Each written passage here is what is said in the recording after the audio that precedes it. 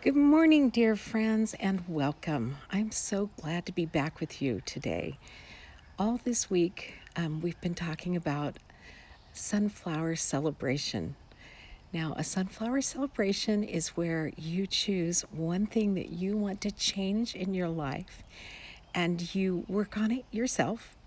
I'm working on making my marketing for my coaching business be more joyful, but you work on it, and then we have a big celebration in August where we celebrate all of our wins. Actually, we'll celebrate them all along the way because I just did my review, my weekly end of my first week review, and I could not believe what a difference a week has made for me. So I just think 100 days is, I could be a whole different person. Anyway, I'm outside again today. It's in between raindrops. I brought a towel out so I could sit on the stairs and talk to you as I talk about creating a vision. There's a couple of things I wanted to mention today. Yesterday, I have some additional. I have 100 sunflowers already planted in my yard, but I have a few more that I planted. And yesterday I was in the backyard again, in between raindrops, and I saw a bucket that my mother had given me several years ago. And it's kind of a tealish aqua bucket, and I don't know where she bought it, someplace, but she got herself one at the same time. So we had twin buckets. Hang on, do you want to see it? I'll show you. Let me tell you the story first, and then I'll show you. Anyway, I looked at that bucket, and I had emptied it out last Saturday and put dirt. The bucket is all ready to be planted. And so I looked at it and I thought, those seedlings in my that are in my sunny window, I'm going to go plant them right now. Well, two things happened. I saw the bucket, and as I was watering the sunflower plants, I have their name on a tag and how tall they're going to be. And I looked at this sunflower, and it's called Incredible, and it's only 20 inches high. And I thought, 20 inches, I can plant that in a pot. I'm going to go plant that in a bucket. I can probably get 4 or 5 of them in there. They're small enough to do that. And it went right from that vision of seeing the teal bucket with the dirt in it and seeing the short sunflowers to where it's like, okay, I can see that happening. I can see those sunflowers blooming in that pot. And I jumped up and grabbed my sunflowers. There were 4 of them. I stopped to pick up something in the kitchen, and one of them dropped and fell out. And I scooped it up real quick and went down and planted all of them. But I realized at that very moment that sometimes in your haste to create a vision, you can forget a few steps. And for me, those few steps were certainly being careful with the plants going outside, but I didn't even think about hardening them off. It's still pretty cool here. And yesterday, when I talk about being in between raindrops, we were actually having a windstorm. So I've got some branches down in my backyard today, and it was windy, and the weather was really terrible. And I still ran out there and planted those just because I could see them in my mind's eye.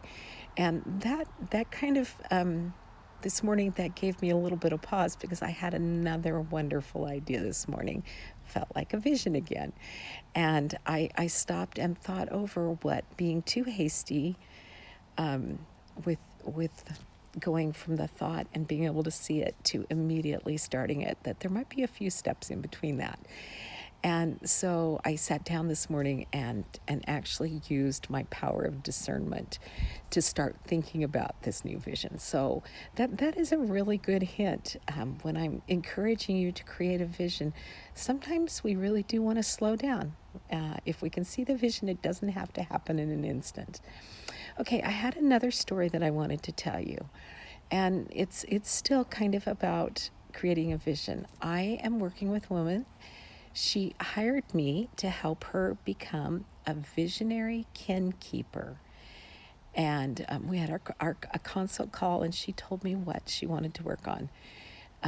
She knew what she wanted. She hadn't created the vision, and she wasn't able to really come up with all the steps by herself, and she wanted help with that. And so I before I started working with her, I had a couple of weeks to think about it.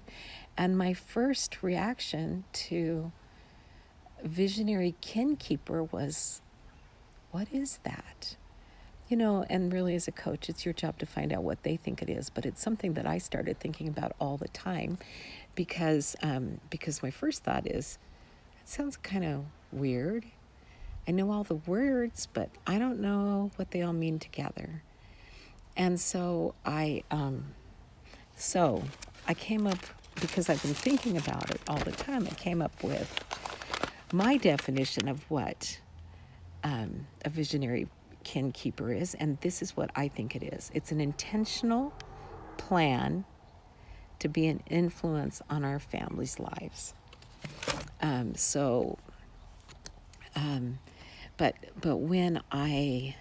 But as I've been thinking about that, and as I've met with her, and we've kind of been working on it, we have broken the visionary and the kin and the keeper parts down to their individual components. And we actually, I was writing out the kind of the plan, the flow for all this, and my husband watched me, and he said, I couldn't do it that way, but for me, this is the best way it started. We started with identifying who the people are, the kin that we're talking about, and naming their names, and just knowing who those people are. There's a second step to that, but it goes back, once we identify the people, we can go back to creating the vision. And the vision of being a visionary kin keeper is on multiple levels, I thought. It's a vision of yourself and who you want to become. And again, I kind of have taken notes on because ever since we've talked about this has really captured my imagination, because I think that we all want to have an intentional influence on our families. But the thing that I realized is that when we're creating that vision, that, with us as unique individuals with strengths and gifts and weaknesses, that we're not all going to build the same vision of it. We want to intentionally create something with our family, but with our own strengths, it's going to look different for everybody anytime that we decide we want to do something big. And, as I was thinking about it this morning, I met with this client yesterday. This is really exactly the kind of thing that this Sunflower Festival, the Sunflower Celebration is all about. It's just coming up with an idea of how you want to be different, and then figuring out individual steps to get there. So I haven't told her this. She might even watch this video, but this is a great sunflower project for her. But if we start with the vision of ourselves, who do I want to be? Not who does everybody else want me to be. We women have a little bit of a struggle with that especially when we get to this age, we have raised children and put so much of ourselves into what our children want that sometimes we forget who we are. And at this stage of our life, this is where we really get to shine with our own gifts and our own talents.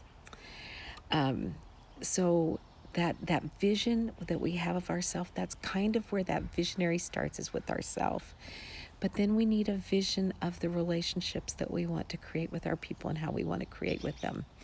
And I realized again that that's on two levels, that we interact with our people, our kin, and it really helped to define who those individuals are, because sometimes we can get distracted and forget our most important people, and really the influence that we can have on the people that are most important to us if we are not being focused and intentional.